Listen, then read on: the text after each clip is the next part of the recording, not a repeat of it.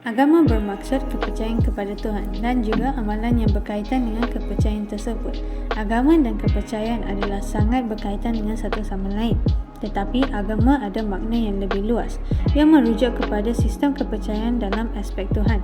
Agama haruslah mempunyai sebuah komuniti manusia. Kebebasan beragama di Malaysia tertakluk kepada Perlembagaan Malaysia yang merupakan prinsip yang memberikan kebebasan kepada individu atau komuniti untuk menganut dan mengamalkan agama masing-masing.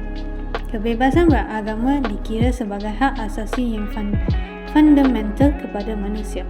Hak kebebasan beragama ini diperuntukkan dalam Perkara 11 Perlembagaan Persekutuan.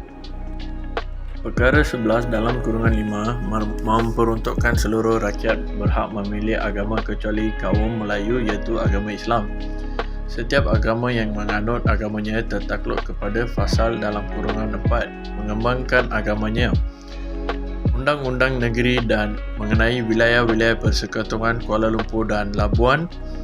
Undang-undang Persekutuan boleh mengawal atau menyekat pengembangan apa-apa istiqadat atau kepercayaan agama antara orang-orang yang menganuti agama Islam.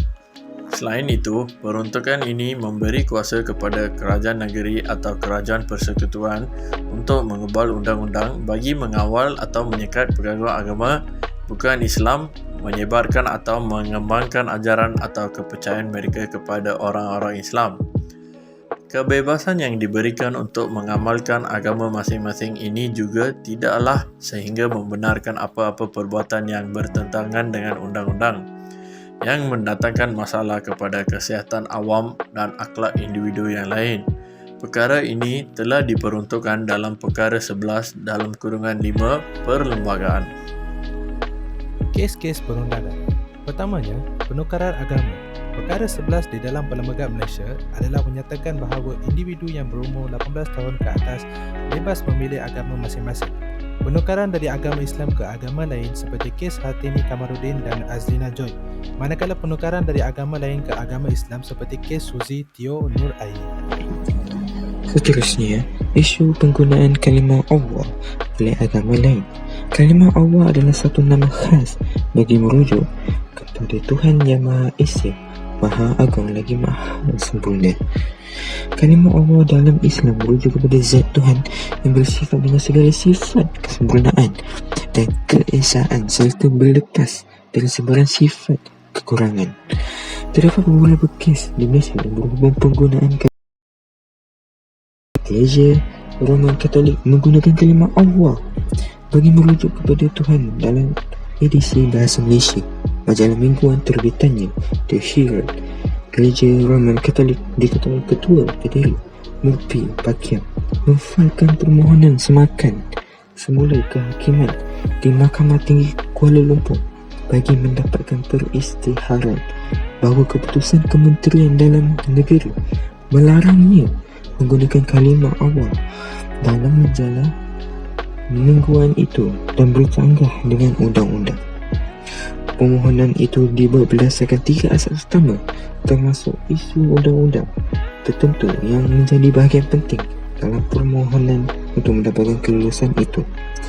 Mengikut skop perkara 3 dan perkara 11 Perlembagaan Persekutuan, perintah mahkamah yang dipohon oleh Catholic Herald Weekly untuk mengisytiharkan bahawa larangan penggunaan kalimah Allah yang telah dikeluarkan oleh Kementerian Dalam Negeri adalah bercanggah dengan Perlembagaan Persekutuan dan bukan eksklusif kepada agama Islam. Seterusnya, ulasan hak kebebasan beragama. Bagi agama Islam, menurut riwayat Bukhari, sesiapa yang menukar agamanya, maka bunuhlah ia. Selain itu adalah tidak halal, sah untuk mencurahkan darah seorang Islam, kecuali dalam 3 perkara berikut, iaitu menjadi murtad sesudah dia memeluk Islam, berzina sudah berkahwin, dan membunuh seseorang tanpa apa-apa hak atau sebab yang munasabah. Hal ini menunjukkan sesiapa yang menukar agama wajib dihukum bunuh. Dari aspek perlembagaan, perkara 11 dalam kurungan 1, Perlembagaan Persekutuan telah menyatakan setiap individu itu bebas untuk menganut apa-apa agama. Selain itu, mahkamah-mahkamah syariah di negeri-negeri Malaysia akan mengenakan maksima 3 tahun penjara atau 6 sebatan atau RM5,000 denda atau kesemuanya sekali kepada individu yang menukar agama.